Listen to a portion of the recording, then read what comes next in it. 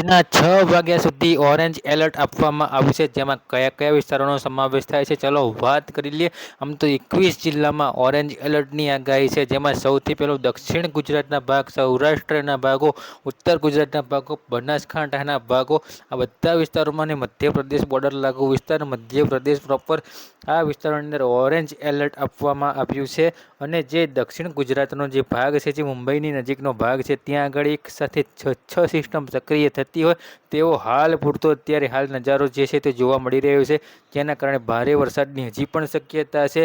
અને આ જે વિડીયો છે એને ઇમરજન્સી તાત્કાલિક વિડીયો તરીકે માનો, 2 વાગ્યા વિડીયો પબ્લિક થઈ ગઈ હોય છે। આ વિડીયોની અંદર એ જ માહિતી આપવા માટે આપણે સ્પેશિયલ આજનો વિડીયો બનાવ્યો છે કે ઓરેન્જ એલર્ટની આગાહી આટલા વિસ્તારમાં છે। અને હવે વાત કરી લઈએ ગાંધીનગર, અમદાવાદમાં પણ આગાહી છે, પરંતુ અમદાવાદની અંદર ભારે વરસાદની શક્યતાઓ ઘણી ઓછી રહેલી છે। વાદળછાયું વાતાવરણ વધારે રહેવાનું છે, જેમાં મધ્ય ગુજરાત, ગાંધીનગર, અમદાવાદના જે ભાગો છે તેમાં ભારે વરસાદની શક્યતા નહીવત જોવા મળી રહી છે અત્યારે હાલ પૂરતી। બાકીના જે વિસ્તારોની વાત કરી, જેમાં ઓરેન્જ રેડ એલર્ટની આજુબાજુનો ભાગ છે જોવા મળી શકે છે, જેમાં વાત કરી જેવી રીતે સૌરાષ્ટ્રનો ભાગ છે, ઉત્તર ગુજરાતનો ભાગ છે, બનાસકાંઠાનો ભાગ છે, સાબરકાંઠાનો ભાગ છે, મધ્ય ગુજરાત સિવાય દક્ષિણ ગુજરાતનો ભાગ છે, તો આ બધા જ વિસ્તારોની અંદર રેડ એલર્ટ જેવી સિસ્ટમ અત્યારે જોવા મળી રહી છે। અને બીજી તરફ જે સિસ્ટમ છે તે દક્ષિણ ગુજરાતની આસપાસના ભાગમાં અરબી સમુદ્રની અંદર એક સાથે 6 સિસ્ટમ સક્રિય થતી હોય તેવો એક નજારો જોવા મળી રહ્યો છે।